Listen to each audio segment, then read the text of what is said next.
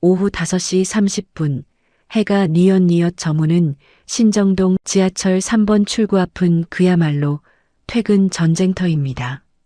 빌딩 숲 사이로 붉은 노을이 길게 늘어지면 차가운 보도블록 위로 고소하고 달콤한 냄새가 스멀스멀 피어오르기 시작하죠. 74의 순자 할머니는 굽은 허리를 두드리며 붕어빵 틀을 바쁘게 뒤집었습니다. 아이고, 벌써 해가 다 넘어갔네. 퇴근하는 양반들 배고플 텐데 얼른 구워야지. 할머니가 혼잣말로 중얼거리며 팥 앙금을 듬뿍 떠넣었습니다. 올해는 유난히 더 추워. 손마디가 생강처럼 딱딱하게 굳어버렸어. 자, 그래도 불은 올려야지. 그래야 사람들이 이 온기 보고 찾아오니까.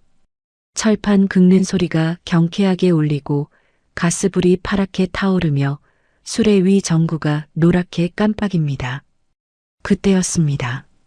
저 멀리서 이 주변의 낡은 골목과는 전혀 어울리지 않는 거대한 그림자가 다가왔습니다. 퇴근길 버스들이 쉼없이 지나다니는 대로변이었지만 그 검은색 리무진 버스는 달랐습니다. 마치 할머니의 작은 수레를 집어삼킬 듯이 차선을 물고 천천히 인도 쪽으로 몸을 밀어 넣으며 거대한 그림자를 드리웠으니까요. 에어 브레이크가 빠지는 소리가 요란하게 들리자 퇴근하던 시민들도 가던 길을 멈추고 웅성거리기 시작했죠. 순자 할머니는 눈을 가늘게 뜨고 버스를 바라보다 깜짝 놀라 손사래를 쳤습니다. 아이고, 깜짝이야. 아니, 저 큰 차가 왜 남의 장사터 앞에 서고 난리여. 아저씨, 여기 차 세우면 사람들 못 지나가요. 얼른 차 빼주셔야 해. 그때 버스의 두꺼운 문이 스르륵 열리고 남색 코트를 멋지게 차려입은 민준이 내렸습니다. 민준은 길에 설치된 부스 앞으로 달려와 할머니의 손을 덥석 잡았습니다. 할머니, 저 왔어요. 놀라셨죠? 민준은 할머니가 예전처럼 등짝을 후려치며 이 녀석아, 왜 이렇게 요란스럽게 왔냐? 라고 야단치실 줄 알았습니다. 하지만 부스 문을 열고 마주한 할머니의 반응은 민준의 예상과 완전히 달랐습니다. 아이고, 아주 귀한 양반이 여긴 웬일이셔? 우리 붕어빵 총각 친구분이신가? 허리를 굽혀 정중하게 인사를 건네는 할머니. 그 눈동자엔 민준에 대한 반가움 대신 낯선 이를 대하는 예의 바른 경계심만이 가득했습니다. 민준의 손에 들린 10년 전 그 낡은 목도리가 무색하게 할머니의 기억 속에서 민준은 이미 지워져 있었습니다. 할머니, 저예요, 민준이. 할머니 아들 민준이 왔다고요.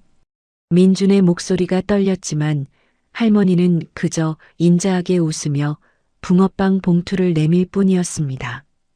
도대체 10년이라는 시간 동안 이들에게 무슨 일이 있었던 걸까요? 여러분, 혹시 인생의 벼랑 끝에서 누군가 아무 조건 없이 건넨 덤 하나를 받아본 적 있으신가요? 10년 전 오늘 영하 18도의 칼바람이 불던 전철역 3번 출구에 죽음을 결심했던 한 청년에게 4번째 붕어빵을 건네며 내일도 꼭 오라고 했던 한 할머니가 있었습니다. 그 작은 온기 하나가 한 청년의 인생을 어떻게 바꾸었는지 피보다 진한 세월로 맺어진 진짜 가족의 이름 4번째 붕어빵 이야기 지금 시작합니다. 그날은 영하 18도의 기록적인 칼바람 속에서 생명의 불씨가 위태롭게 흔들리던 지독하게 추웠던 10년 전의 밤이었습니다. 2016년 1월 24일 신정동의 밤은 잔인할 만큼 시렸습니다. 칼바람이 옥기 사이를 비집고 들어와 살점을 도려내는 것 같은 그런 날이었죠. 20살의 민주는 해진 점퍼 주머니에 두 손을 깊숙이 찔러 넣은 채 전철역 3번 출구 앞 전신주 옆에 멍하니 서 있었습니다. 그의 눈은 초점을 잃은 채 바닥에 얼어붙은 껌딱지만 응시하고 있었습니다. 차라리 그냥 다 멈췄으면 좋겠다. 민주는 입 밖으로 나오지 못한 말을 삼켰습니다. 고아원을 나온 지 벌써 2년. 남들은 20살의 낭만을 말할 때 민준에게 20살은 생존을 건 사투였습니다. 시설에서 준 정착금은 고시원 보증금과 첫 학기 등록금으로 진작에 사라졌죠. 명문대 전공 서적을 가방에 넣고 다니면서도 당장 내일 먹을 쌀 1kg을 살 돈이 없어. 주머니 속 학생증만 만지작거리는 것이 민준의 일상이었습니다. 그때 코끝을 스치는 달콤하고 구수한 냄새가 민준의 감각을 깨웠습니다. 고개를 들어보니 몇 걸음 앞에 낡은 붕어빵 수레가 보였습니다. 노란 전구 아래로 하얀 김이 뭉게뭉게 피어오르고 있었죠. 아, 배고파. 본능적으로 내뱉은 말에 민주는 소스라치게 놀라 제 입을 틀어막았습니다. 주머니 속에는 꼬질꼬질하게 접힌 1,000원짜리 3장이 전부였습니다. 내일 방세를 내려면 단일원도 써서는 안 되는 돈이었죠. 수레 안에서는 순자 할머니가 연신 손을 움직이고 있었습니다. 자, 여기 붕어빵 나왔어요. 뜨거우니까 조심해서 가져가요. 할머니의 목소리는 씩씩했지만 그 안엔 따뜻한 온기가 서려 있었습니다. 민주는 그 온기에 홀린 듯 나방처럼 수레 근처를 맴돌았습니다. 하지만 선뜻 다가서지는 못했습니다. 그에겐 1,000원짜리 한 장을 내미는 것조차 목숨을 거는 일처럼 무겁게 느껴졌으니까요. 할머니는 그런 민준을 진작부터 지켜보고 있었습니다. 거기 총각, 추운데 왜 그러고 서 있어? 일로 와서 불 좀 쬐어. 할머니의 부름에 민준은 쭈뼛거리며 수레 근처로 다가갔습니다.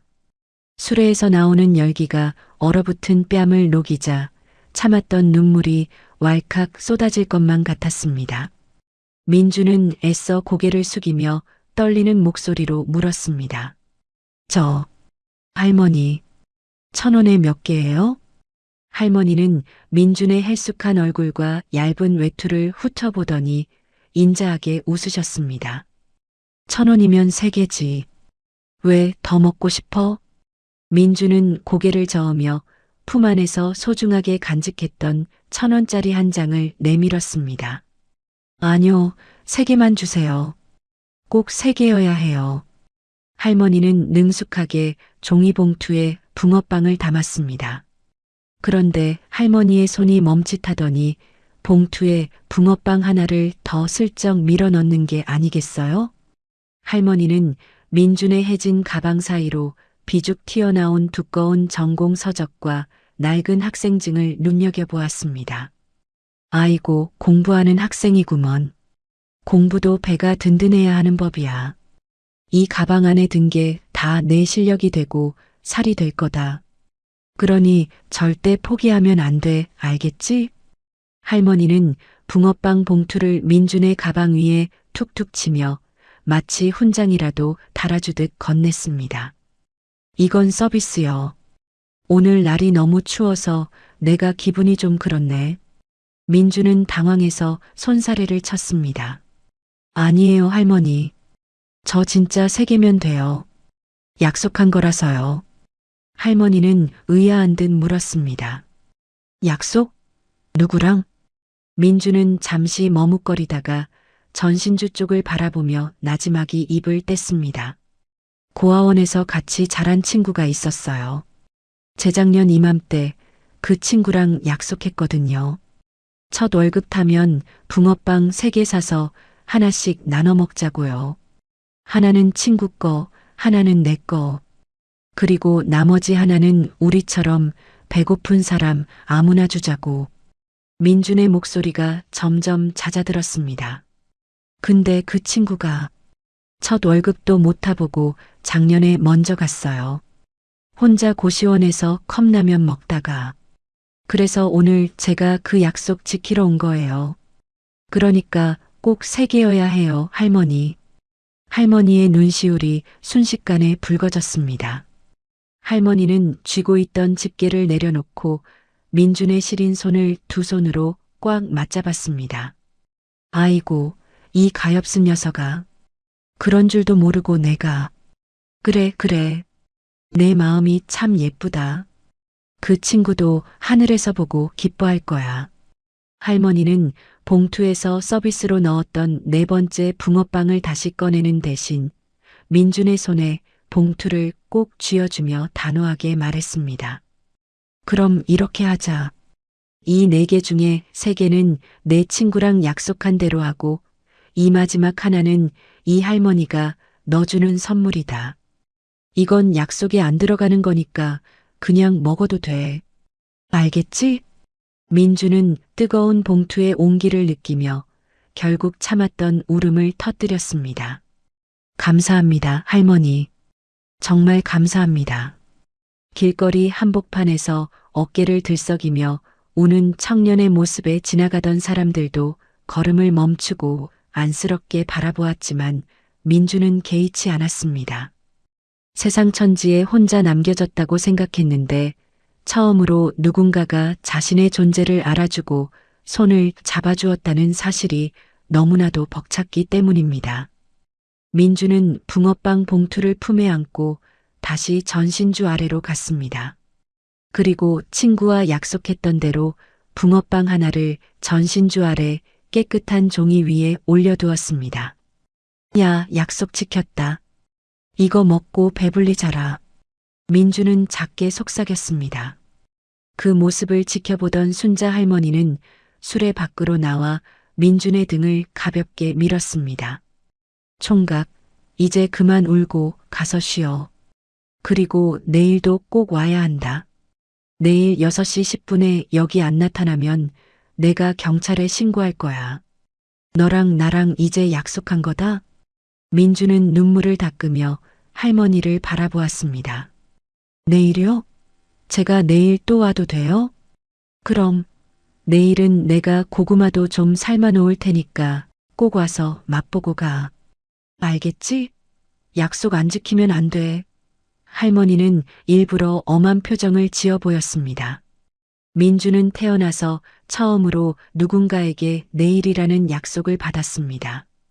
갈 곳도 부르는 사람도 없던 그에게 내일도 오라는 할머니의 말은 죽음의 문턱에서 자신을 끌어올려주는 튼튼한 동아줄 같았습니다. 네, 할머니. 내일 꼭 올게요. 6시 10분에 꼭 올게요. 민주는 멀어지는 수레를 뒤돌아보고 또 뒤돌아보며 고시원으로 향했습니다. 품 안에 남은 붕어빵 2개는 여전히 뜨거웠고 그 온기는 민준의 얼어붙은 심장을 다시 뛰게 만들었습니다. 민준의 뒷모습이 골목 끝으로 사라질 때까지 순자 할머니는 수레 너머로 그를 한참 동안 바라보았습니다. 살아야지. 살아야 하고 말고. 할머니는 찬바람에 거칠어진 손으로 눈가를 훔치며 혼잣말을 중얼거렸습니다. 밤 9시. 영하 18도의 추위를 이기지 못한 거리엔 이제 사람의 온기조차 끊겼습니다. 할머니는 삐걱거리는 술에 문을 닫고 구석에 두었던 작은 보온병 하나를 꺼냈습니다. 그리고는 뚜껑에 담긴 차가운 미역국 한 모금을 조용히 들이켰습니다. 아들, 엄마 생일인데 올해는 붕어빵 총각 덕분에 하나도 안 외롭네. 내 대신 그 녀석이 생일 선물을 주고 간 것 같아. 할머니는 아까 민준이 학생증을 만지작거리던 모습을 떠올리며 빙그레 웃었습니다. 아무도 축하해주지 않는 스스로조차 잊으려 했던 생일날. 할머니는 죽으려던 청년에게 붕어빵을 건넸고 청년은 살기로 결심하며 할머니의 가장 따뜻한 생일 손님이 되어주었던 것입니다. 이것이 전철역 3번 출구, 그 낡은 전신주 아래에서 시작된 두 사람의 10년 인연, 그 첫 번째 페이지였습니다. 여러분, 그저 빵 하나 더 얹어준 것뿐인데 누군가에겐 그게 살아야 할 이유가 되기도 합니다. 참 묘하죠? 1,000원어치 동정보다 더 귀한 건 내일 또 오라는 그 따뜻한 관심이었을 겁니다. 몇 개월의 시간이 흘렀어요. 4월 중순의 신정동은 묘한 계절감을 가졌습니다. 낮에는 흩날리는 벚꽃잎에 마음이 일렁이다가도 해만 지면 외투깃을 여미게 만드는 심술궂은 밤바람이 불어왔죠. 전철역 3번 출구 앞, 늘 그 자리를 지키던 붕어빵 수레에도 변화가 찾아왔습니다. 못에 틀이 내던 달그락 소리 대신 커다란 찜솥에서 뿜어져 나오는 뽀얀 수증기가 가로등 불빛을 뿌옇게 가리고 있었습니다. 아이고, 이제 이 솥단지도 나이가 들었나 보네. 왜 이렇게 삐걱거려. 65을 앞둔 순자 할머니는 찜통 뚜껑을 열며 얼굴에 맺힌 땀을 닦았습니다. 그때 멀리서 익숙한 발걸음 소리가 들려왔습니다. 할머니, 저 왔어요. 가방끈을 꽉 움켜쥐고 달려온 21살의 민준이었습니다. 할머니는 반사적으로 붕어빵 봉투를 잡으려다 허허 웃으며 손을 멈췄습니다. 어이구, 우리 학생 왔어? 근데 어쩌나 이제 붕어빵은 올 겨울에나 만날 수 있는데 오늘은 옥수수요. 민주는 수레 위에 놓인 샛노란 옥수수들을 보며 눈을 크게 떴습니다. 우와, 벌써 옥수수예요? 냄새 진짜 좋다. 할머니, 그럼 오늘도 3개 주세요. 아니, 오늘은 4개 주세요. 하나는 할머니랑 같이 먹게요. 민주는 주머니에서 1,000원짜리 4장을 꺼내 수레 위에 올려두었습니다. 겨울 내 붕어빵 3개를 고집하던 청년이 이제는 할머니의 목까지 챙길 줄 아는 듬직한 청년으로 성장해 가고 있었죠. 할머니는 옥수수를 봉투에 담으며 슬쩍 민준의 가방 쪽을 살폈습니다. 교수님이 숙제를 산더미처럼 내줬나 보네. 가방이 왜 이렇게 무거워? 얼굴은 또 왜 이렇게 반쪽이 됐고? 시험 기간이라 그래요, 할머니. 어제 도서관에서 밤을 좀 샜거든요. 민준이 옥수수를 한 입 베어 물며 수레 안쪽으로 쓱 들어왔습니다. 할머니, 비켜보세요. 이 무거운 솥뚜껑을 왜 직접 열고 계세요? 제가 옮겨드릴게요. 아니야, 괜찮대도. 너는 귀한 공부하는 손인데 이런 험한 일하면 못 써. 할머니가 손사래를 쳤지만 민주는 이미 팔소매를 걷어붙이고 옥수수 솥을 씩씩하게 옮기고 있었습니다.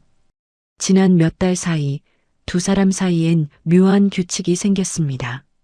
민주는 매일 옥수수를 샀고 할머니는 민준의 가방 속에 슬며시 삶은 달걀이나 따뜻한 배지밀 한 병을 더 얹어주곤 했죠. 그러던 어느 날 저녁이었습니다. 예보에도 없던 장대비가 신정동 골목을 무섭게 때리기 시작했습니다. 4월의 봄비치고는 너무나 차갑고 매서운 비였죠. 민주는 우산도 없이 가방을 머리에 인 채 수레로 달려갔습니다. 할머니, 빨리 접으셔야겠어요. 비가 너무 많이 와요. 빗속에서 쩔쩔매며 비닐 천막을 치던 할머니는 민준을 보자마자 소리를 질렀습니다. 아이고 학생, 여긴 왜 왔어? 공부하러 안 가고. 얼른 저 밑으로 피해. 하지만 민준은 앞뒤재지 않고 빗속으로 뛰어들었습니다. 수레바퀴가 하필이면 배수구 틈에 꽉 끼어 꼼짝도 하지 않았거든요. 하나, 둘, 셋. 영차. 빗물과 땀이 뒤섞여 엉망이 된 채로 수레를 밀어 올린 민주는 결국 할머니를 부축해 그녀의 집까지 동행하게 되었습니다. 역 근처 낡은 연립주택 3층. 문을 열자마자 느껴지는 건 눅눅한 곰팡이 냄새와 오래된 종이 냄새였습니다. 방 한 구석엔 약봉지가 수북했고 낡은 전기장판 위엔 보풀이 일어난 이불이 덩그러니 놓여 있었죠.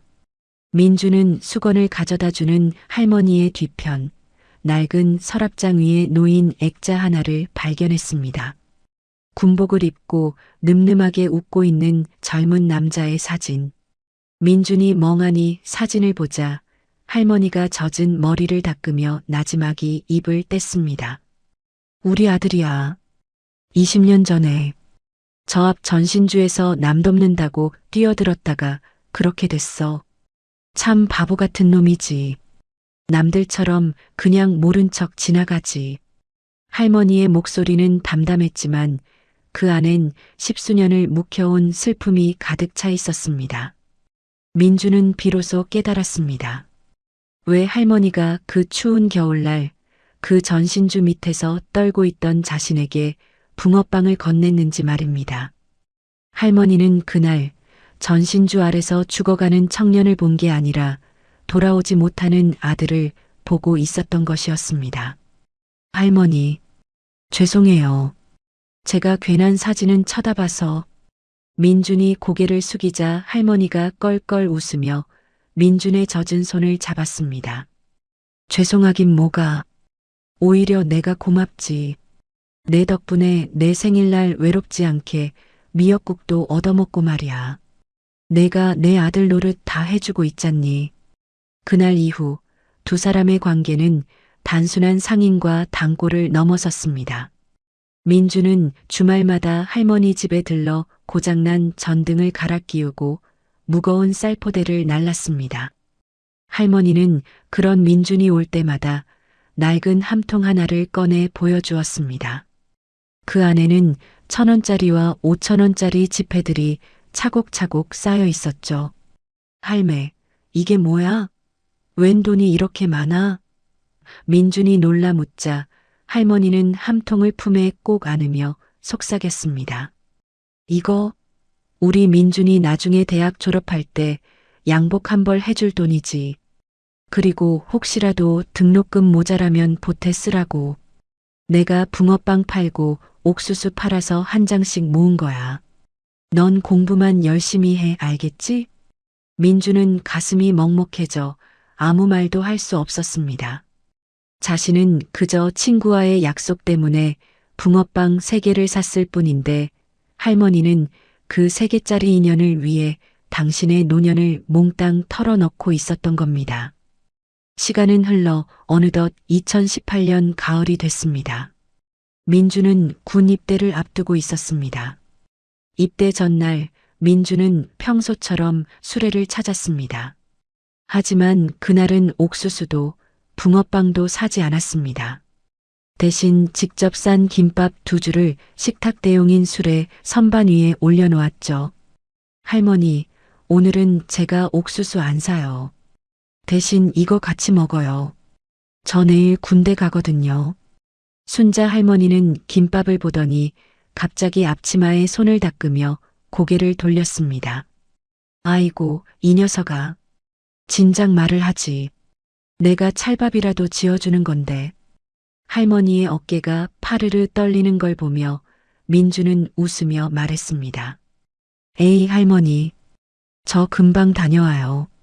휴가 나오면 제일 먼저 여기 올 거니까 붕어빵 구워놓고 딱 기다리고 계세요. 알았죠? 두 사람은 차가운 길거리 수레 안쪽 상자 위에 나란히 앉아 김밥을 나눠 먹었습니다. 매일 혼자서 전신주 아래 붕어빵을 놓던 민준의 외로운 의식은 이제 할머니와 함께 밥을 먹는 따뜻한 일상으로 변해 있었습니다. 할머니, 그 3개 있잖아요. 사실 제가 왜 3개를 고집했는지 아세요? 민준이 김밥을 씹으며 넌지시 물었습니다. 할머니는 궁금하다는 듯 눈을 크게 떴죠. 하나는 제 친구 몫이었고 하나는 제 배를 채울 거였어요. 그런데 마지막 하나는요. 그냥 누군가 배고픈 사람이 가져가길 바라는 마음이었거든요. 근데 이제 알 것 같아요. 그 마지막 하나가 사실은 할머니한테 가는 길이었다는 거리요. 할머니는 민준의 머리를 거친 손으로 쓰다듬었습니다. 기특한 녀석? 그래, 그 마지막 하나 덕분에 이 할매가 10년을 더 살 힘을 얻었다. 내가 내 아들 노릇해준 덕분에 내가 버텼어. 그날 밤 민주는 훈련소로 향하는 짐을 싸며 다짐했습니다. 이 할머니의 쌈짓돈이 헛되지 않게 반드시 성공해서 돌아오겠노라고. 그리고 10년 뒤에는 할머니의 생일날 차가운 미역국 대신 세상에서 가장 따뜻한 잔치를 열어드리겠노다고 말이죠. 전철역 3번 출구의 가로등은 그날따라 유난히 따뜻한 노란빛을 내뿜고 있었습니다. 2020년 11월 초순 신정동의 공기는 유독 뻣뻣했습니다. 전 세계를 휩쓴 역병의 기운은 사람들의 입을 마스크로 막아버렸고 퇴근길의 활기는 자취를 감췄죠. 하지만 전철역 3번 출구 앞 그 익숙한 자리엔 어김없이 붕어빵 수레의 불꽃이 올랐습니다. 옥수수 가마솥이 물러나고 드디어 무쇠틀이 달그락거리는 진짜 붕어빵의 계절이 돌아온 것입니다. 69의 끝자락에 선 순자 할머니는 2년 전보다 눈에 띄게 수척해진 모습이었습니다. 파르르 떨리는 손으로 반죽을 붓던 할머니가 연신 고개를 들어 대로변을 살폈습니다. 올해는 유난히 첫 추위가 뼈를 때리네. 우리 민준이 녀석 이제 올 때가 됐는데 이 빵 굽는 냄새 맡고 길 잃지 말고 찾아와야 할 텐데. 그때 수레 너머로 늠름하고 굵직한 목소리가 들려왔습니다. 충성 병장 오민준 전역을 명받았습니다. 할머니 저 왔어요. 까맣게 탄 얼굴에 각 잡힌 베레모를 쓴 민준이 거수 경례를 하며 서 있었습니다. 할머니는 들고 있던 집게를 바닥에 떨어뜨렸습니다. 아이고 이게 누구야? 민준아. 정말 민준이 맞니? 할머니는 젖은 손을 앞치마에 대충 닦고는 민준의 두 볼을 감싸쥐었습니다. 민준은 환하게 웃으며 할머니를 와락 껴안았습니다. 할머니, 저 몸 엄청 좋아졌어요. 이제 이 무거운 거 제가 다 뒤집어 드릴게요. 하지만 저녁의 기쁨은 하룻밤의 꿈처럼 짧았습니다. 2020년의 취업 시장은 민준 같은 청년에게 거대한 절벽이었습니다. 인맥도 배경도 없는 고아원 출신의 휴학생. 복학을 해서 남은 한 학기 동안 취업을 준비해서 졸업과 동시에 직장을 구해야 하는데 기업들은 문을 닫아 걸었고 면접 기회조차 하늘의 별 따기였습니다. 민주는 낮에는 물류센터에서 허리가 끊어질 듯 상자를 날랐고 밤에는 편의점 구석에서 식어버린 도시락을 씹으며 채용 공고를 뒤졌습니다. 밤마다 전신주 아래 서서 민주는 스스로를 사지로 몰아세웠습니다. 이번에도 떨어지면 내년이면 25이다. 여기서 밀려나면 나는 평생 물류센터랑 편의점을 전전하다 끝나겠지.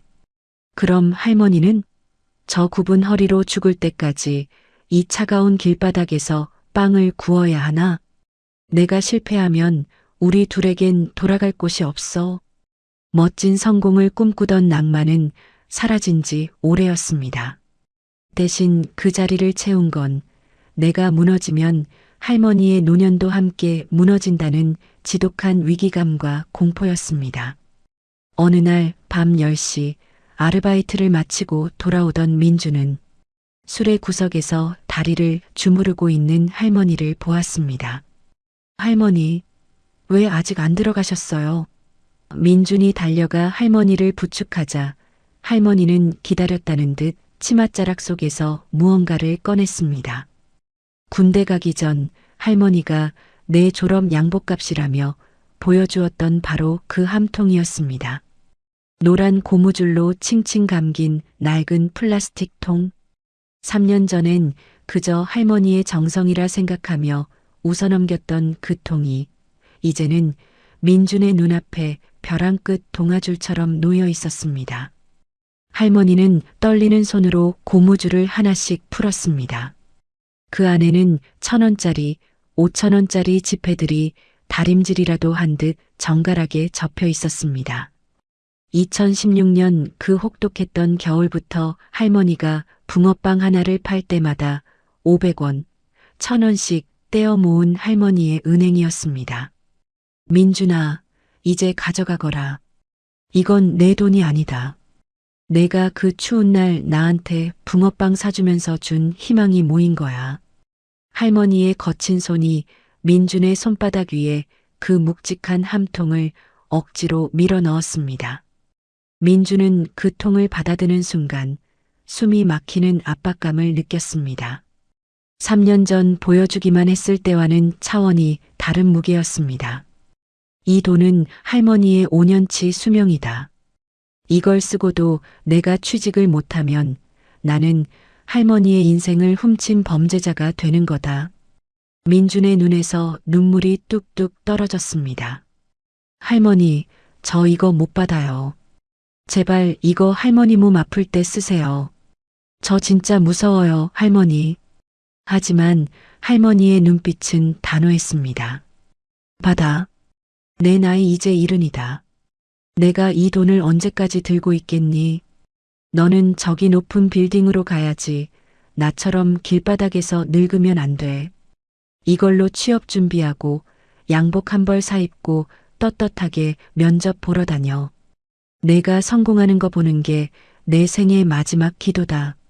민주는 함통을 가슴에 안고 할머니의 무릎에 머리를 묻었습니다. 이 돈을 다 써버리기 전에 반드시 결과를 내야 한다는 처절한 다짐이 민준의 가슴을 난도질했습니다. 그러나 시련은 멈추지 않았습니다. 며칠 뒤 수레 주변으로 구청 단속 반원들이 들이닥쳤습니다. 여긴 미관 개선 구역입니다. 허가 없는 노점은 오늘부로 전부 철거입니다. 자, 집행하세요.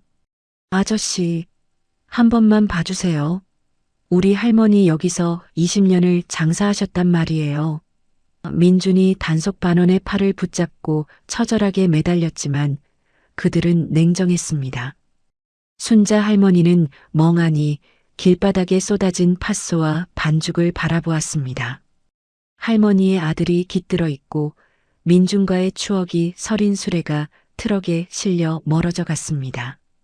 트럭이 사라진 텅 빈 자리, 민준은 주먹을 피가 나도록 꽉 쥐었습니다. 그래, 이제 물러설 곳은 없다. 할머니가 준 이 돈, 그리고 빼앗긴 이 자리. 내가 반드시 수만 배로 갚아줄 거야. 이 비겁한 세상에서 할머니를 지키려면 내가 저들보다 더 강해지는 수밖에 없어. 가로등 불빛 아래 수레가 사라진 자리는 유난히 넓고 차가웠습니다. 하지만 민준의 가슴 속에는 할머니가 주신 낡은 지폐들이 차가운 분노와 섞여 뜨겁게 불타오르고 있었습니다. 그의 겨울은 그 어느 해보다 혹독했습니다. 수레를 빼앗긴 전철역 3번 출구는 텅 빈 아스팔트 위로 차가운 먼지만 날렸고 그곳을 지키던 순자 할머니는 급격히 기력을 잃어갔습니다. 하지만 민주는 주저앉을 틈이 없었습니다. 그는 할머니가 5년 동안 모아준 그 낡은 함통의 돈을 들고 생애 첫 면접용 양복을 샀습니다. 어깨가 딱 벌어진 감색 양복. 거울 앞에 선 민주는 어색한 듯 옷깃을 만졌지만 이내 입술을 꽉 깨물었습니다. 이 옷감 한 올 한 올에는 할머니가 뙤약볕 아래서 부채질하며 판 옥수수와 영하의 추위 속에서 뒤집던 붕어빵에 눈물이 배어 있었으니까요. 순자 할머니는 양복을 입은 민준의 뒷모습을 보며 연신 눈가를 훔쳤습니다. 아이고, 우리 민준이 아주 훤칠하네. 꼭 우리 아들 살아 돌아온 것 같아. 할머니는 민준의 옷매무새를 다듬어주며 단단히 일렀습니다. 그래, 우리 민준아. 가서 기죽지 말고. 너는 뒤에 이 할미가 있다는 걸 절대로 잊지 마라. 알겠지? 민준은 기적적으로 한 중소 마케팅 기획사에 입사했습니다. 번듯한 대기업은 아니었지만 민준에게는 세상을 바꿀 수 있는 첫 번째 전쟁터였습니다. 할머니, 저 오늘 첫 출근해요. 이 양복 입고 꼭 성공해서 돌아올게요. 민주는 현관문 앞에서 할머니의 거친 손을 꼭 잡았습니다. 할머니는 아침 일찍 일어나 정성껏 싼 도시락을 민준의 가방에 넣어주며 환하게 웃으셨습니다. 하지만 사회는 할머니의 품처럼 따뜻하지 않았습니다. 인턴급 신입인 민준에게 주어진 일은 온갖 잡무와 무시뿐이었죠. 학벌을 따지는 상사들의 비아냥 속에서도 민준은 버텼습니다. 밤 11시 모두가 퇴근한 사무실에서 민준은 홀로 남아 시장조사 자료를 뒤졌습니다. 그의 머릿속에는 단 하나뿐이었습니다. 어떻게 하면 할머니처럼 길거리에서 밀려나는 사람들을 합법적으로 지킬 수 있을까? 그러던 어느 날 민준이 퇴근하고 돌아온 할머니 집 현관 앞에 낯선 구두 한 켤레가 놓여 있었습니다. 방 안으로 들어선 민준은 얼어붙고 말았습니다. 할머니는 방구석에서 바르르 떨며 서 계셨고 그 앞에는 멀끔하지만 눈빛이 서늘한 30 중반의 남자가 서랍장을 뒤지고 있었습니다. 당신 누구야? 지금 여기서 뭐 하는 겁니까? 민준이 소리치며 남자의 앞을 가로막았습니다. 남자는 비릿한 웃음을 지으며 서류 한 장을 내밀었습니다. 나, 이 집 손주, 박순자 씨 친손자 서연석이라고 합니다. 당신이야말로 누군데 남의 할머니 집에서 이러고 있는 거야? 소문 들으니까 어디 고아원 출신이 할머니 돈 뜯어먹고 산다더니 당신이 그놈인가? 그는 할머니가 평생 연락 한 번 닿지 않았던 아들이 사고로 떠나기 전 낳았던 친손주였습니다. 하지만 그는 할머니를 모시러 온 게 아니었습니다. 재개발 지역인 이 낡은 연립주택의 입주권을 가로채기 위해 나타난 하이에나였죠. 민준아. 아니야, 이 사람이 갑자기 와서. 할머니가 민준의 옷소매를 잡으며 흐느꼈습니다. 할머니, 걱정 마세요. 민준은 분노로 몸이 떨렸지만 할머니가 놀라실까봐 억지로 목소리를 눌렀습니다. 그는 현석의 눈을 똑바로 응시했습니다. 손주라고요? 20년 동안 할머니가 길바닥에서 붕어빵 구울 때 당신 어디 있었어? 할머니 아플 때, 배고플 때 단 한 번이라도 찾아온 적 있어? 현석은 코웃음을 쳤습니다. 피가 섞였으면 가족인 거지. 뭔 말이 많아? 법적으로 가면 당신은 그냥 남이야. 내일 당장 이 집 비워. 내 할머니 내가 모실 거니까 남의 집안일에 끼어들지 말고 꺼지라고. 민주는 그날 밤 잠을 이룰 수 없었습니다. 그놈의 법이 문제였습니다. 몇 년을 함께 울고 웃으며 가족으로 살았어도 서류 한 장에 적힌 혈연이라는 두 글자 앞에서 민주는 무력한 이방인이었습니다. 할머니는 민준의 손을 잡고 밤새 울었습니다. 민준아, 나는 저 사람 모른다. 무섭다. 이 할미는 너 없으면 죽어. 민준은 결심했습니다. 법이 가족을 증명하지 못한다면 내가 그 법을 이길 수 있는 힘을 가져야 한다. 다음 날 민준은 회사에서 중요한 프로젝트 발표 기회를 얻었습니다. 전통시장 활성화 전략을 짜는 프로젝트였죠. 민준은 밤을 새워 준비한 기획안을 펼쳤습니다. 그것은 단순한 마케팅이 아니었습니다. 거리의 유산 30년의 목격자들이라는 제목의 기획안. 민준은 회사 내 전략기획 공모전 최종 발표자로 단상에 올랐습니다. 그 앞에는 회사의 임원진과 대형 건설사 담당자들이 심사위원으로 앉아 있었죠. 민준은 떨리는 손으로 마우스 휠을 굴리며 첫 화면에 전철역 3번 출구의 낡은 술에 사진을 띄웠습니다. 여러분, 지금까지의 도시 재개발은 제거와 청소에만 집중했습니다. 하지만 그 결과 우리는 도시의 이야기를 잃었습니다. 저는 기업의 브랜드 이미지를 높이면서 지자체의 민원도 해결할 수 있는 세이브 더 로컬 스마트 상생 부스 프로젝트를 제안합니다. 임원진이 의아한 듯 서로의 얼굴을 쳐다보자 민준이 목소리에 힘을 주어 이어갔습니다. 노점은 단순히 치워야 할 불법 적치물이 아닙니다.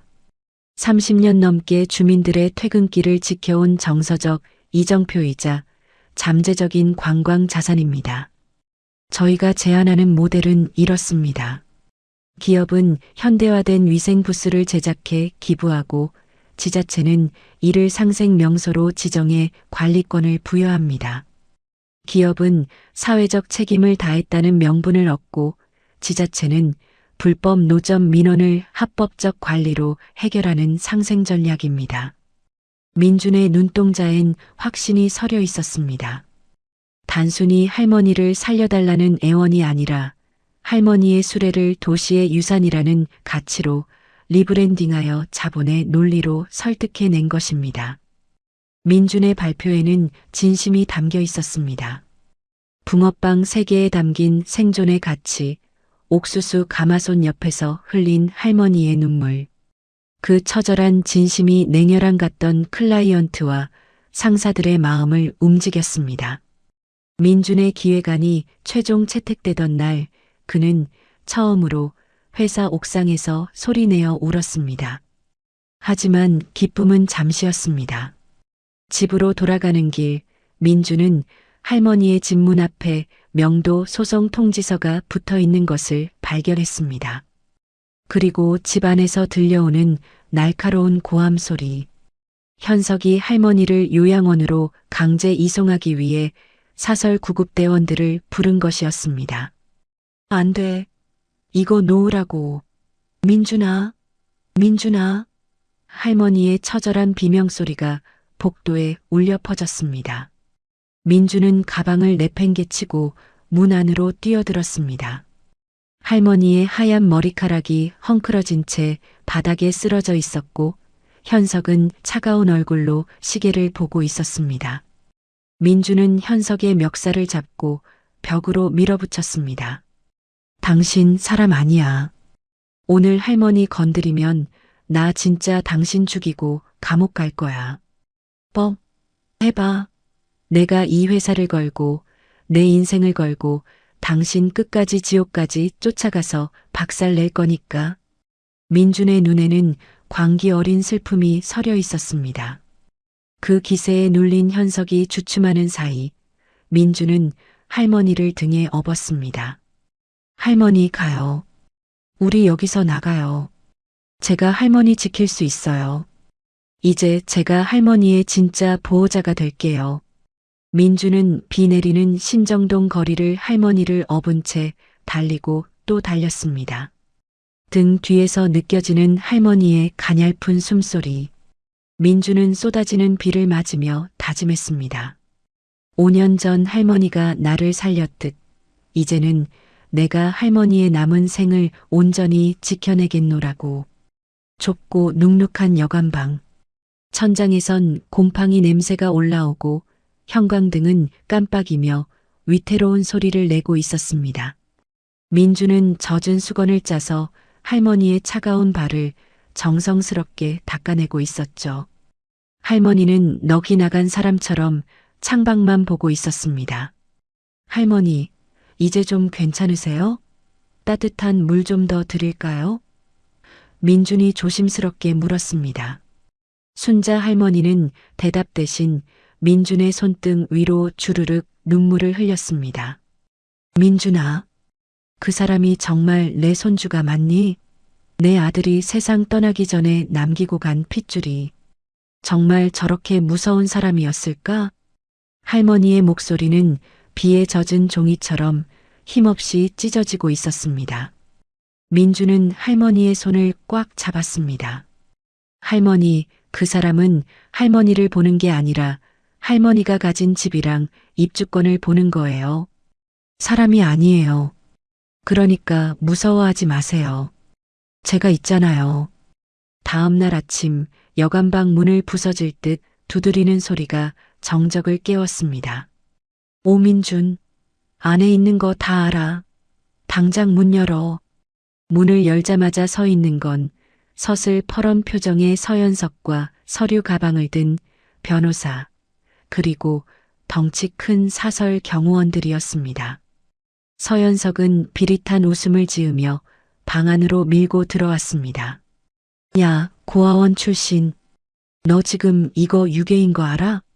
박순자 씨는 현재 인지 능력이 의심되는 고령자고 나는 이 집안의 유일한 적통 손주야. 내가 내 할머니 부양하겠다는데 내가 무슨 권리로 빼돌려. 민주는 할머니의 앞을 단단히 막아섰습니다. 부양?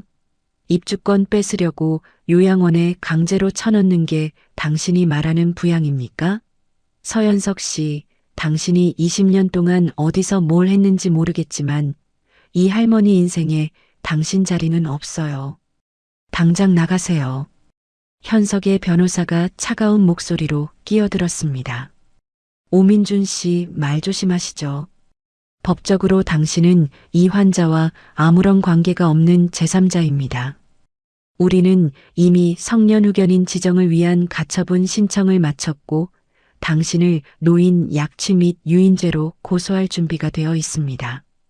순순히 인감도장 내놓고 할머니 인도하시죠. 민주는 떨리는 숨을 몰아쉬며 가방에서 노트북과 두꺼운 서류 뭉치를 꺼냈습니다. 법, 좋네요. 저도 그 법대로 한번 해보죠. 여기 보십시오. 민준이 내민 서류는 어제 회사에서 최종 승인된 신정동 상생 노점 프로젝트의 공식 문서와 구청장 직인이 찍힌 지역 유산 보존 협약서였습니다. 서연석 씨, 당신이 탐내는 이 낡은 연립주택 입주권. 그거 할머니가 치매 판정받으면 당신 마음대로 처분할 수 있을 것 같지? 천만에요. 저는 오늘 오전 법원에 할머니의 임의후견인 신청을 마쳤습니다. 그리고 이 집은 제가 기획한 지자체 프로젝트의 역사보존 가옥으로 지정 신청을 넣었습니다. 이 집이 공적 가치를 지닌 자산이 되는 순간 당신 같은 사기꾼은 손도 못 댑니다. 현석의 얼굴이 불그락푸르락 변했습니다. 뭐, 이 새끼가 미쳤나? 내가 뭔데 남의 집을 공적 자산으로 만들어. 내가 할머니의 5년을 지킨 목격자니까. 민준이 사자우를 토해냈습니다. 당신이 도박장에서 돈 날릴 때 나는 여기서 할머니랑 붕어빵 뒤집었어. 할머니가 병원비 없어서 올 때 당신 어디 있었냐고. 그때였습니다. 좁은 여관복도로 수십 명의 발소리가 울려 퍼졌습니다. 전철역 3번 출구 앞에서 장사하던 상인의 아주머니들, 그리고 민준이 붕어빵을 사던 모습을 10년 동안 지켜본 단골 손님들이 여관방으로 들이닥쳤습니다. 아이고, 저놈이 그 나쁜 손주놈이야? 세상에, 할머니가 길바닥에서 고생할 때는 코빼기도 안 보이더니. 떡볶이집 사장님이 현석의 어깨를 밀치며 들어왔습니다. 우리가 다 봤어. 민준이가 할머니 아플 때 업고 뛰고 군대 가서도 할머니 반찬 걱정해서 용돈 붙여주던 거 우리가 다 증명할 거야. 어디서 서류 한 장 들고 와서 가족 행세야. 세탁소 아저씨도 목청을 높였습니다. 서연석은 당황하며 뒤로 물러섰습니다. 이 사람들 뭐야? 당신들 업무방해로 다 신고할 거야. 저리 안 비켜? 하지만 주민들은 물러서지 않았습니다. 그들에게 민준과 순자 할머니는 이미 5년 이상의 세월로 맺어진 진짜 가족이었으니까요. 민준은 할머니의 손을 꼭 잡고 현석을 향해 마지막 경고를 날렸습니다. 서연석 씨, 법은 서류만 보는 게 아니라 그 서류 뒤에 숨겨진 진심을 보기도 합니다. 당신이 탐내는 그 돈, 단 1원도 구경 못하게 만들 겁니다.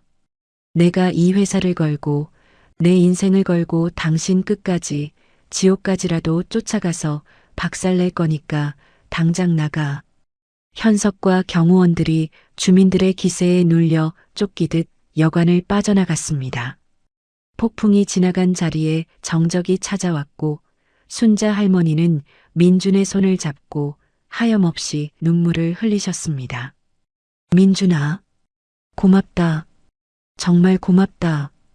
이 할미가 뭐라고 내 귀한 인생을 다 걸고 이러니.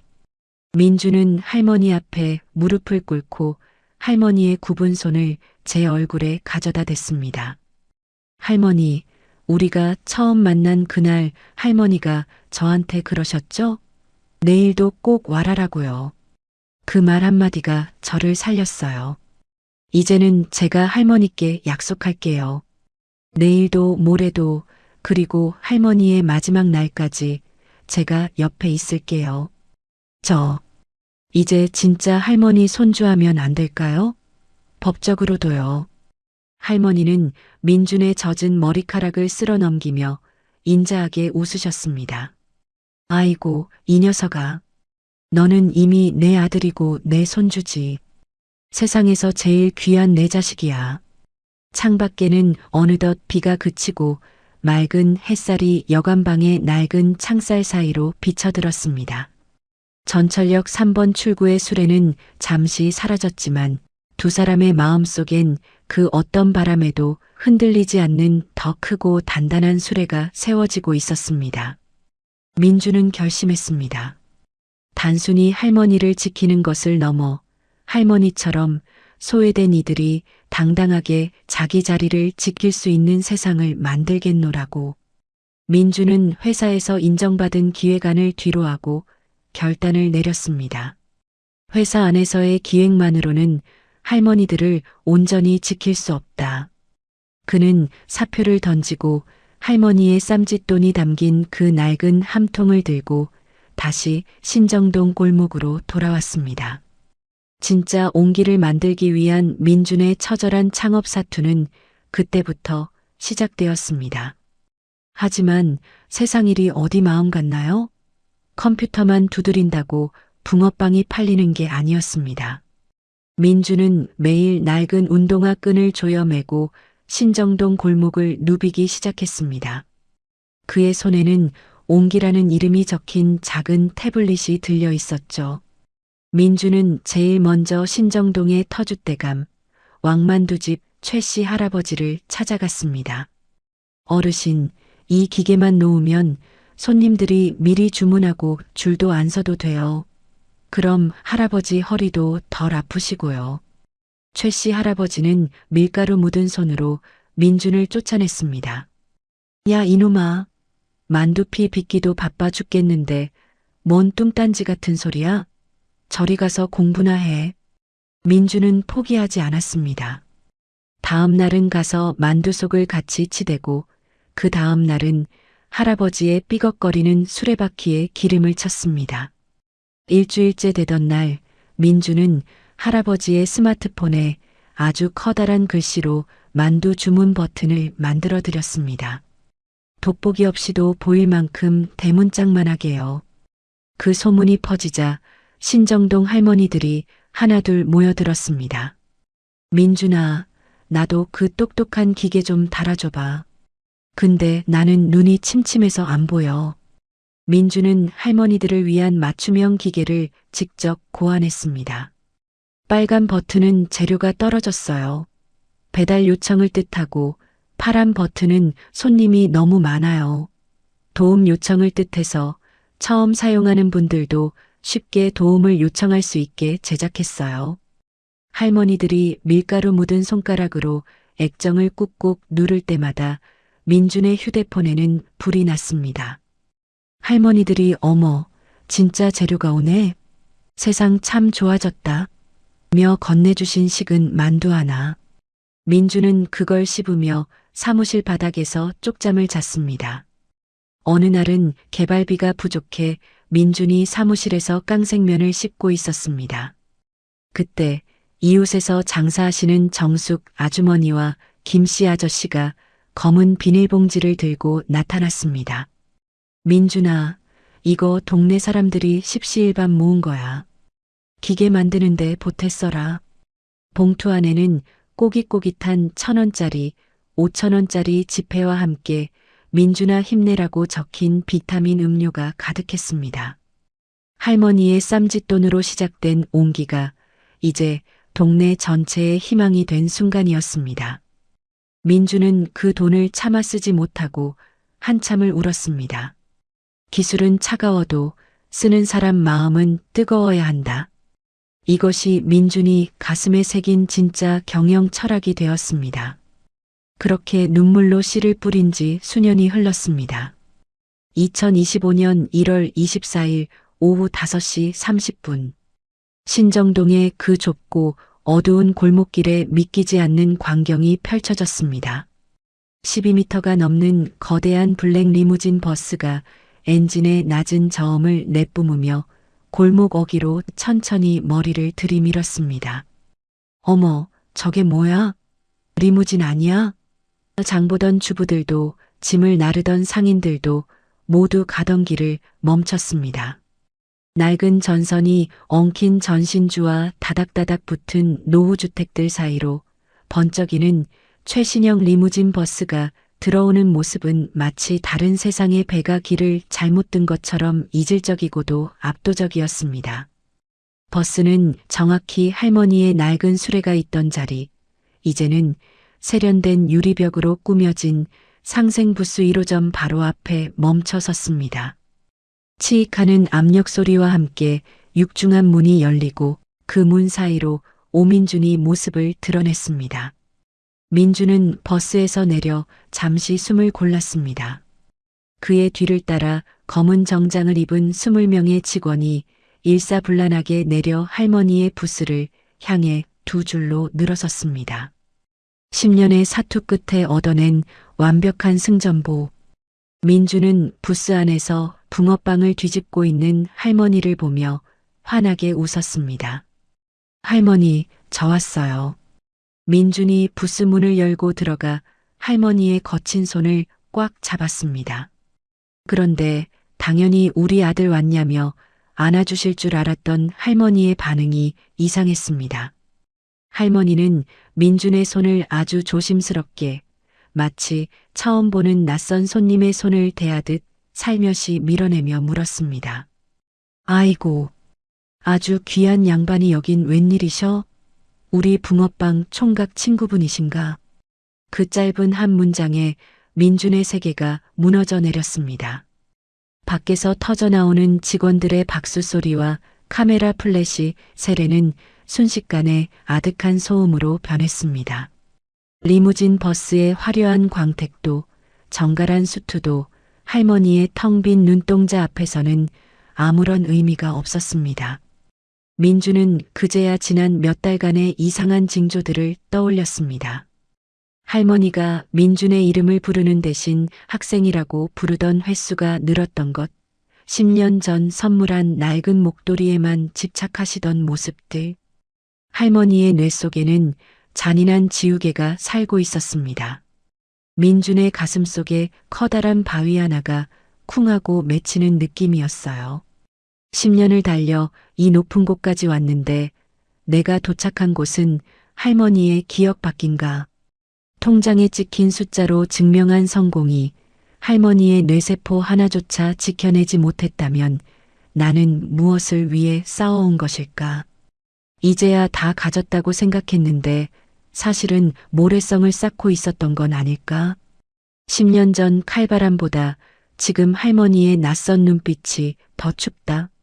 민주는 직원들의 시선을 피해 할머니의 귀에 낮게 속삭였습니다. 할머니, 저 늦었죠.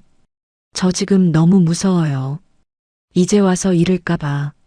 축제가 절정에 달할 무렵 군중 틈에서 비릿한 웃음을 지으며 다가온 남자가 있었습니다. 바로 서현석이었습니다.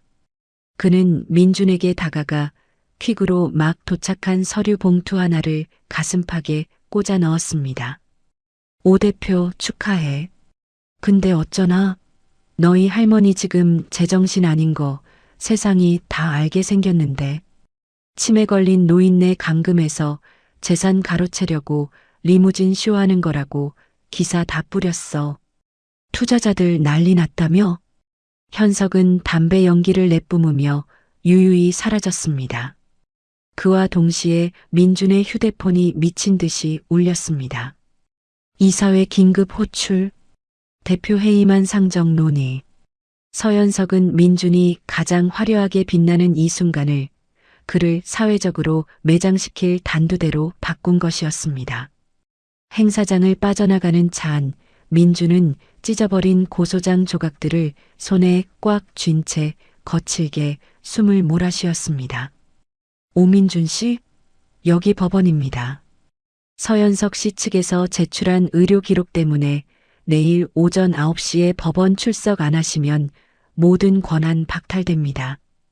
대표님, 내일 오전 9시 이사회 안 나오시면 해임 확정입니다.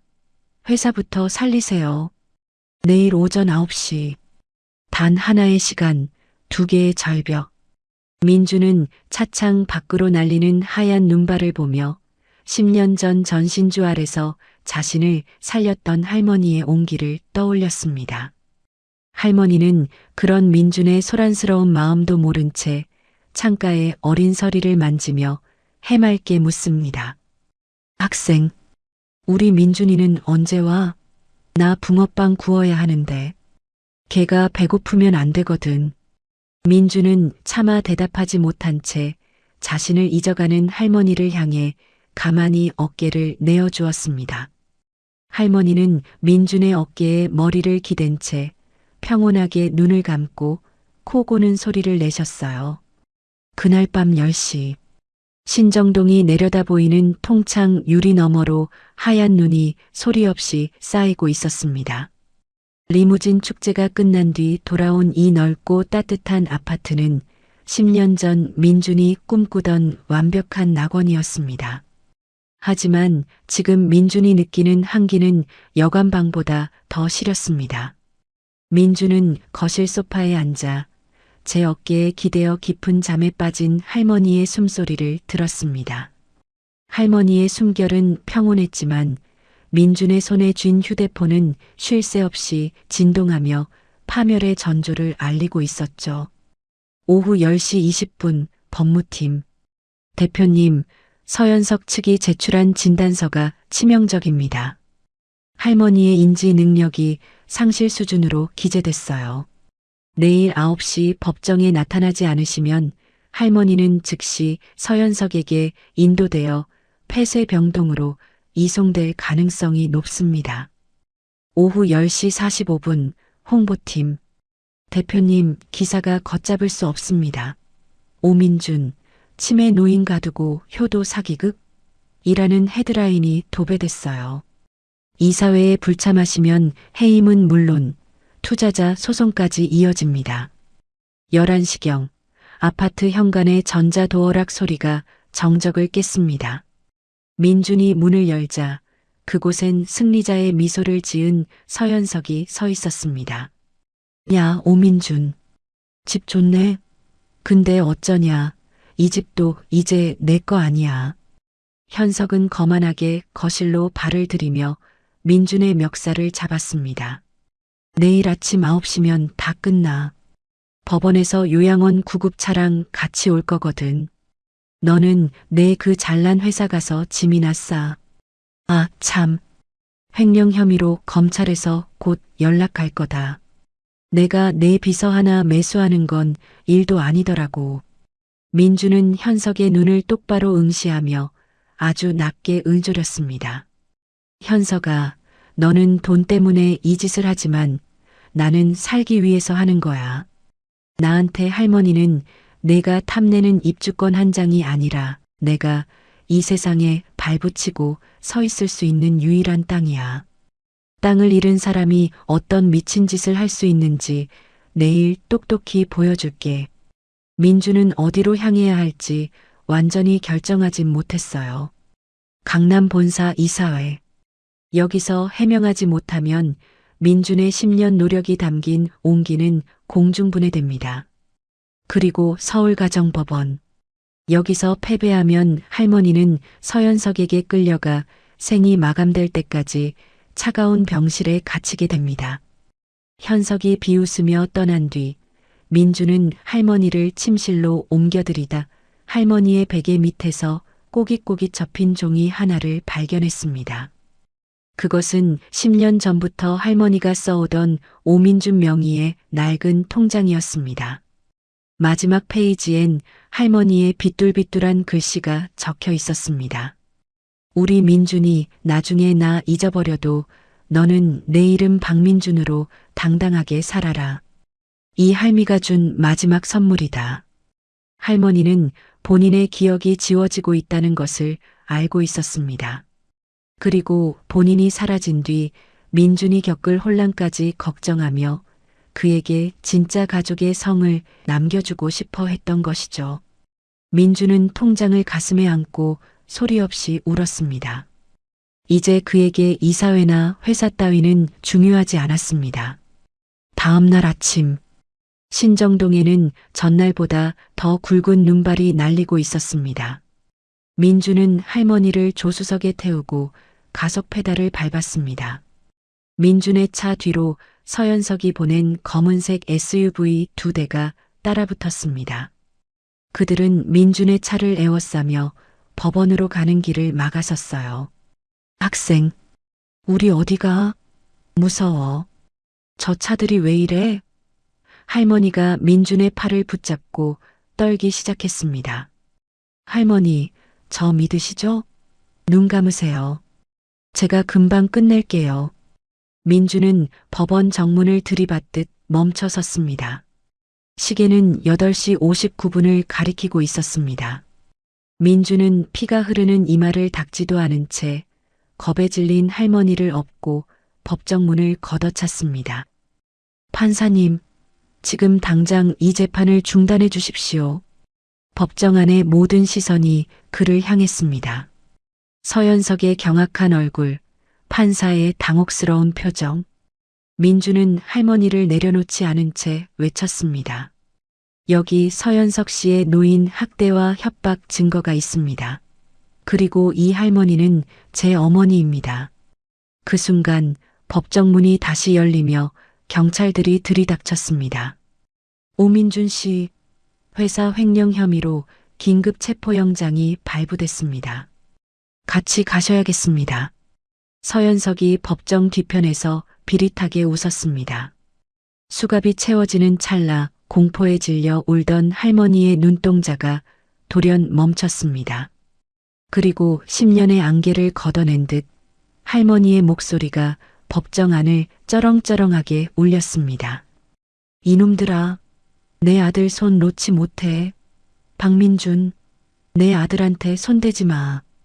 할머니의 갑작스러운 외침에 법정 안의 공기가 얼어붙었습니다. 민주는 바닥에 엎드려 할머니를 올려다보았습니다.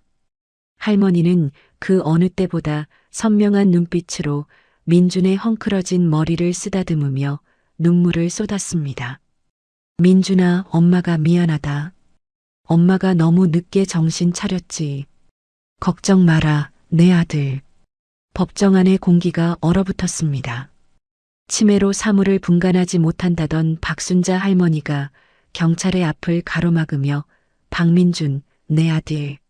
이라 외친 순간 판사의 눈빛이 바뀌었습니다. 수갑이 채워지려던 민준의 손이 허공에 멈췄습니다. 판사님, 지금 이 노인네가 제정신이 아니어서 그래요. 치매 환자 말을 어떻게 믿습니까? 당황한 서연석이 소리쳤지만 할머니는 오히려 더 단호한 걸음으로 판사석 앞까지 걸어갔습니다. 굽었던 허리가 거짓말처럼 펴졌고 떨리던 눈빛은 10년 전 전철역 3번 출구에서 붕어빵 틀을 잡던 그 단단한 기질로 돌아와 있었습니다. 할머니는 품 안에서 낡고 해진 천주머니 하나를 꺼냈습니다. 그 안에는 민준의 이마에 상처가 났던 날, 전역하던 날, 첫 월급을 타온 날, 할머니가 매일 밤 비뚤비뚤하게 적어온 가계부 겸 일기장이 들어 있었습니다. 2016년 1월 24일 첫 만남. 영하 18도. 유독 시린 밤이었다. 전신주 밑에 서 있던 그 아이. 눈동자가 꼭 길 잃은 어린 짐승 같아 마음이 덜컥했다. 지훈이가 마지막으로 말했던 그 친구인 걸까? 1,000원짜리 3장을 내미는 손이 하도 떨려서 몰래 하나 더 얹어주었다. 내일도 꼭 오라고 했다. 그래야 이 아이가 살 것 같아서. 지훈이 대신 이 아이를 지키라고 하늘이 보내준 선물 같다. 2018년 11월 군대 보내던 날. 우리 민준이 머리를 짧게 깎으니 영락없는 내 자식이다. 훈련소 들어가는 뒷모습을 보는데 가슴 한쪽이 뻥 뚫린 것 같아 한참을 서 있었다. 오늘부터 붕어빵 한 봉지 팔 때마다 100원씩이라도 더 모으기로 했다. 나중에 우리 아들 전역해서 취업할 때 보탬이라도 되게. 민준아, 다치지 말고 무사히만 돌아오너라. 2020년 11월 전역하던 날. 아이고, 우리 장한 아들. 늠름하게 돌아왔다. 69살 늙은 애미가 해줄 건 없고 그동안 모은 낡은 플라스틱 통을 내밀었다. 민준이가 울었다. 나도 울었다. 이 아이는 내 피가 섞이지 않았는데 왜 내 심장 가장 깊은 곳에 들어앉았을까? 이제부터 이 아이 성씨를 박씨로 바꿔주고 싶다는 욕심이 난다. 2024년 8월 불길한 안개. 요즘 자꾸 깜빡깜빡한다. 붕어빵 반죽물을 올렸는지 손님이 돈을 냈는지 기억이 안 난다. 제일 무서운 건 가끔 우리 민준이 얼굴이 낯설게 보일 때가 있다는 거다. 아파트 비밀번호를 잊어 복도에 앉아 울었다. 민준이가 알면 속상할 텐데. 수첩에 적어놔야지. 키가 크고 코가 오똑한 아이, 웃을 때 눈이 반달이 되는 아이, 내 아들 박민준. 잊으면 안 된다. 절대로 잊으면 안 된다. 2025년 1월 24일 가장 화려한 날의 기록. 오늘은 민준이가 큰 버스를 타고 왔다. 나한테 예쁜 집도 지어줬다. 그런데 사람들은 너무 많고 내 머릿속은 온통 하얀 눈밭이다. 눈앞에 멋진 신사가 서 있는데 자꾸 내 아들이라고 한다. 미안하다, 민준아. 이 애미가 정신을 놓치고 있나 보다. 하지만 내 손을 잡은 이 온기는 기억한다. 10년 전 그 춥던 밤, 내 붕어빵을 받아들던 그 간절했던 소년의 손이다. 2025년 1월 25일 법정으로 가기 전 새벽. 서현석이라는 놈이 왔다.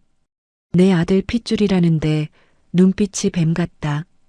그놈은 내 집을 보지만 민준이는 내 눈을 본다. 민준이가 법정에 간다며 나를 업었다. 민준아, 무서워 마라. 이 애미 정신이 가물가물해도 너 지킬 힘은 남아있다. 판사님 앞에서는 꼭 정신 차릴 거다. 내 마지막 기억을 다 태워서라도 너를 내 아들로 만들고 말 거다. 판사님 보십시오. 이 아이가 내 돈을 횡령했다고요? 아니요. 여기 적힌 건 이 아이가 나를 위해 베푼 인간의 도리에 관한 기록입니다. 내 아들 죽고 세상 천지에 나 혼자 남았을 때, 내 손주라는 저놈은 쳐다도 안 볼 때, 나를 어머니라 불러준 건 이 오민준이 하나였습니다. 할머니는 서현석을 삿대질하며 외쳤습니다. 저놈은 내 아들 핏줄일지 몰라도 내 삶을 지켜준 건 이 아이입니다. 판사님이 물으셨죠? 누가 보호자가 되어야 하냐고. 자식이 부모를 선택할 순 없어도 부모는 자식을 선택할 수 있습니다. 나는 오늘부로 오민준을 내 법적 아들로 입양하고 내 모든 권리를 넘기겠습니다. 지난 15년간 할머니 수레 옆에서 떡볶이를 팔아온 정숙 아주머니가 증인으로 나왔어요. 아주머니는 이 골목에 살아있는 증인이었습니다. 그녀는 민준이 처음 나타났던 그 추운 밤부터 모든 것을 기억합니다. 10년 전 겨울 정숙 아주머니는 순자 할머니가 민준의 주머니에 슬쩍 무언가를 더 넣는 걸 매일 같이 보았습니다. 처음엔 그저 덤으로 주는 붕어빵인 줄 알았죠. 하지만 어느 날 밤 아주머니는 보았습니다. 할머니가 민준의 코트 주머니에 몰래 넣어준 건 검은 비닐봉지 안에는 할머니가 아껴둔 따뜻한 두유한 병과 비뚤비뚤한 글씨로 학생, 기죽지 마라고 적힌 쪽지가 들어 있었죠. 그로부터 5년 뒤 민준이 군복을 입고 나타나 할머니를 껴안았을 때 정숙 아주머니는 떡볶이 판을 닦다 말고 펑펑 울었습니다. 그녀는 법정에서 서연석을 쏘아보며 이렇게 외쳤습니다. 내가 다 봤어. 저 서씨 놈은 할머니가 허리 아파서 길바닥에 주저앉았을 때 코빼기도 안 보였지만 민준이는 자기 아르바이트 월급 타면 할머니한테 제일 먼저 내복부터 사오던 놈이야. 누가 누구더러 가짜라는 거야. 근처에서 세탁소를 30년 넘게 해온 김씨 아저씨는 민준의 성장을 옷의 무게로 기억하는 사람입니다. 2020년 늦은 가을, 민준이 저녁 후 처음으로 세탁소에 찾아왔을 때를 김씨는 잊지 못합니다. 민준은 할머니가 10년 동안 모아준 낡은 함통에 돈을 들고 산생의 첫 남색 양복을 들고 왔습니다. 아저씨, 이거 세상에서 제일 멋지게 다려주세요. 저 내일 면접 보러 가요. 김 씨는 그 양복을 다리 밑판에 올리는 순간 손끝으로 전해지는 묵직한 무게감을 느꼈습니다. 그것은 단순한 천 조각이 아니라 순자 할머니가 붕어빵 수천 개를 뒤집으며 모은 세월의 무게였습니다. 김 씨는 그날 밤 전기세도 아끼지 않고 몇 번이고 양복의 칼주름을 잡았습니다. 이 옷이 이 아이의 갑옷이 되어주길 기도하면서 말이죠. 김 씨는 법정에서 민준이 들고 온 그 낡은 통장을 보며 증언했습니다. 제가 그 양복을 다렸습니다. 그 옷감에 배어있던 건 붕어빵 판 냄새와 할머니의 눈물이었어요. 저 아이는 그 옷을 입고 할머니의 인생을 대신 살려나간 겁니다. 피 한 방울 안 섞였다고 가족이 아니라고요? 저 두 사람이 서로를 부르는 목소리를 한 번이라도 들어본 사람은 그런 소리 못합니다. 서연석이 비웃으며 마지막 카드를 던졌습니다. 그래요. 감성파리는 좋네요. 하지만 오민준이 회사 돈 50억을 빼돌린 정황은 변하지 않아요. 경찰분들 뭐 하세요? 당장 연행 안 하고. 그때 법정 대형 스크린에 영상 하나가 재생되었습니다. 민준이 지난밤 서연석과 내통하던 회사의 배신자 이사를 압박해 얻어낸 비밀 회계 장부와 통화 녹취록이었습니다. 녹취 속 서연석의 목소리는 말하고 있었어요. 오민준 이름으로 계좌 만들어서 50억 집어넣어. 그리고 내일 아침 이사회에서 터뜨려. 할머니는 내가 요양원에 가둬버리면 끝이니까 너는 그 회사 꿀꺽하면 돼. 알았어? 법정 안은 경악에 휩싸였습니다. 횡령의 설계자는 민준이 아니라 민준을 무너뜨리고 회사를 가로채려던 서연석과 내부 결탁자였던 것입니다. 이건 조작이야. 말도 안 돼. 서연석이 뒷문으로 도망치려 했지만 이미 대기하고 있던 검찰 수사관들이 그의 양팔을 붙잡았습니다.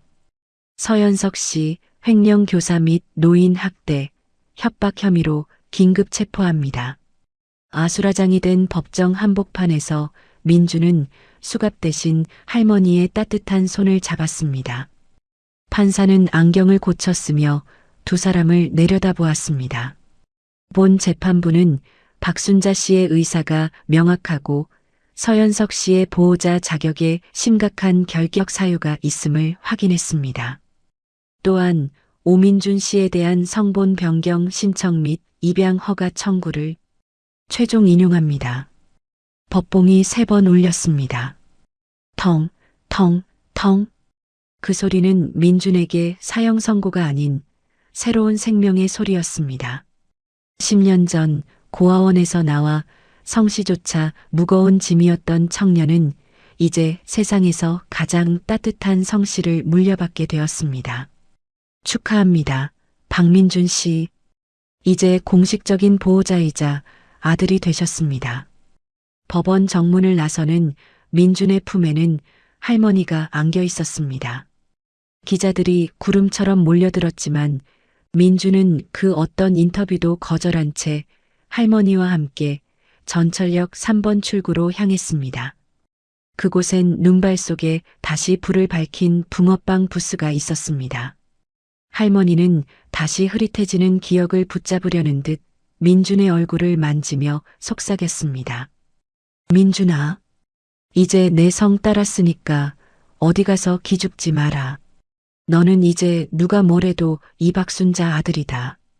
알겠지? 민주는 할머니의 손을 제 뺨에 비비며 답했습니다. 네, 어머니. 이제 우리 헤어지지 말아요. 제가 매일 퇴근할 때마다 붕어빵 사갈게요. 할머니가 주셨던 그 네 번째 붕어빵 맛 평생 잊지 않고요. 시간이 화살처럼 흐르고 1년이 지난 2026년 1월 24일 눈부시게 푸른 하늘 아래 전철역 3번 출구는 축제 대신 조용한 기적으로 가득 찼습니다. 오민준이 아닌 박민준으로서 맞이하는 두 번째 겨울. 그가 설립한 회사 옹기는 이제 대한민국 전역에 소외된 노점과 청년들을 잇는 거대한 플랫폼 네 번째 붕어빵 재단으로 성장해 있었습니다. 민주는 이제 더 이상 화려한 리무진 버스를 타지 않습니다. 대신 그는 매일 아침 재단에서 운영하는 낡은 전기 트럭을 몰고 전국을 누비며 홀로 장사하는 어르신들의 수레를 최신식 스마트 부스로 교체해주는 일을 직접 챙기고 있죠. 대표님, 오늘 백호점 개점식입니다. 소감이 어떠세요? 비서의 물음에 민주는 그저 인자하게 웃으며 1호점 부스를 바라보았습니다. 그곳엔 아직도 순자 할머니가 명예점장으로 앉아 계십니다. 기억은 가끔 안개처럼 흐릿해지지만 할머니는 자기 곁을 지키는 늠름한 아들 민준의 얼굴만큼은 결코 잊지 않으셨습니다. 민준은 1호점 옆 전신주 앞에 붕어빵 한 봉지를 내려놓으며 깊은 회상에 잠겼습니다. 많은 이들이 궁금해했던 10년 전 민준이 그 추운 날 전신주 아래서 눈물을 흘리며 기렸던 친구의 비밀이 드디어 밝혀지는 순간이었습니다. 그 친구의 이름은 지훈. 민준과 고아원에서 친형제처럼 지냈던 단 한 명의 혈육 같은 존재였습니다. 지훈은 민준보다 먼저 고아원을 퇴소하며 말했습니다. 민준아, 나중에 힘들면 신정역 3번 출구로 가봐. 거기 가면 1,000원에 붕어빵 4개를 주는 마법 같은 할머니가 계셔. 그 할머니 빵 먹으면 죽고 싶다가도 살고 싶어지더라. 지우는 그 말을 남기고 고아원을 나가 독립했지만 세상은 그에게 작은 자리 하나를 내어주지 않았고 몇 개월 후 그는 생을 마감했습니다. 민준이 10년 전 그날 죽음을 결심하고 전신주 앞에 섰던 건 지훈이 마지막으로 말했던 그 온기를 확인하고 싶어서였습니다. 할머니는 왜 그날 민준에게 붕어빵 4개를 주었을까요? 사실 할머니는 지훈을 알고 있었습니다. 사고로 아들을 잃고 넋이 나갔던 할머니에게 매일 퇴근길에 들러 어머니, 저 왔어요 라며 살갑게 굴던 청년이 바로 지훈이었죠. 지훈이 떠난 날 할머니는 그가 남긴 붕어빵값 1,000원을 차마 쓰지 못하고 품에 안고 울었습니다. 그리고 10년 전 그날 전신주 앞에 선 민준의 뒷모습에서 할머니는 지훈의 그림자를 보았습니다. 그래서 할머니는 처음 본 민준에게 말했던 것입니다. 내일도 꼭 오라고. 그것은 민준에게 건네는 인사인 동시에 먼저 간 지훈에게 못다한 약속이기도 했습니다. 민준은 재단 사무실 책상에 놓인 자신의 명패를 어루만졌습니다. 재단법인 네 번째 붕어빵 이사장 박민준. 그는 이제 오라는 성씨 뒤에 숨었던 외로운 고아 청년이 아닙니다. 박순자라는 위대한 어머니의 성을 이어받아 세상의 모든 차가운 모퉁이를 따뜻하게 데우는 불씨가 되었습니다. 민주는 재단의 창립 기념사에서 이렇게 말했습니다. 우리는 누구나 인생의 어느 시점에 네 번째 붕어빵이 필요합니다. 아무 대가 없이 내밀어주는 그 작은 온기 하나가 한 사람을 살리고 그 사람이 다시 세상을 살립니다. 저와 제 어머니 박순자 여사님이 증명한 이 기적을 이제 여러분의 몫으로 남깁니다. 해질녘 1호점 부스에는 다시 고소한 냄새가 퍼집니다. 이제 그곳엔 민준이 고용한 보호종료아동 출신의 청년이 빵을 굽고 순자 할머니는 옆에서 따뜻한 보리차를 나누어 줍니다. 민준이 부스 문을 열고 들어가 할머니의 어깨를 감싸 안으며 묻습니다. 어머니, 오늘은 장사 잘 됐어요? 할머니는 민준의 손을 꼭 잡으며 환하게 웃으십니다. 응, 아들아. 오늘 날씨가 추워서 그런지 사람들이 붕어빵을 참 많이 사가네. 근데 민준아, 너 줄라고 내가 제일 크고 따뜻한 놈으로 하나 빼놨다. 얼른 먹어라. 노란 봉투 안에서 김이 모락모락 나는 붕어빵 하나. 그것은 10년 전에도 지금도 그리고 앞으로도 영원히 꺼지지 않을 온기를 만들어가는 가장 뜨겁고 성스러운 양식이었습니다. 오늘의 이야기는 이렇게 마무리가 되었습니다. 긴 이야기 끝까지 들어주셔서 감사합니다. 이야기는 단순히 성공한 청년의 이야기가 아닙니다. 결핍과 결핍이 만나 온기라는 완전함을 만들어가는 과정입니다. 10년 전 절망에 빠진 청년 오민준에게 건네진 네 번째 붕어빵. 그것은 죽지 말고 내일도 오라는 세상의 가장 소박한 응원이었습니다. 할머니의 쌈짓돈을 종잣돈 삼아 소외된 노점 어르신들을 위한 기술을 개발하며 가짜 가족에서 진짜 인연으로 거듭이 난 10년. 성공의 정점에서 마주한 할머니의 치매, 그리고 혈연을 무기로 위협하는 악연 서연석. 민준은 자신의 성과 대표직을 걸고 박민준이라는 이름을 선택하며 진짜 가족임을 증명했습니다. 이 이야기의 진짜 주인공은 민준이 아니라 민준과 할머니가 서로에게 주고받은 다정한 마음 그 자체라고 생각합니다. 할머니가 건넨 네 번째 붕어빵이 민준을 살렸듯 민준이 만든 빨간 버튼은 이제 수많은 어르신의 세상을 바꾸고 있습니다. 기술은 차갑지만 그 기술을 빚는 마음은 결국 사람을 향해야 한다는 것. 오늘 이 이야기가 여러분의 얼어붙은 마음 한구석을 조금이나마 녹여드렸기를 바랍니다. 여러분은 어떤 장면이 가장 기억에 남으시나요? 저에게 가장 좋았던 장면을 딱 하나만 꼽으라면 단연법정에서의 반전입니다. 서연석이 혈연을 무기로 민준을 공격할 때 할머니가 기억의 안개를 뚫고 나와 선택한 가족의 이름을 불러주었기 때문입니다. 오늘 들으신 박민준 대표와 순자 할머니의 이야기가 여러분의 마음에도 작은 온기가 되었다면 댓글 한 줄로 그 따뜻함을 표현해 주세요. 여러분의 짧은 인사가 이 이야기를 더 많은 사람에게 전달하는 네 번째 붕어빵이 됩니다.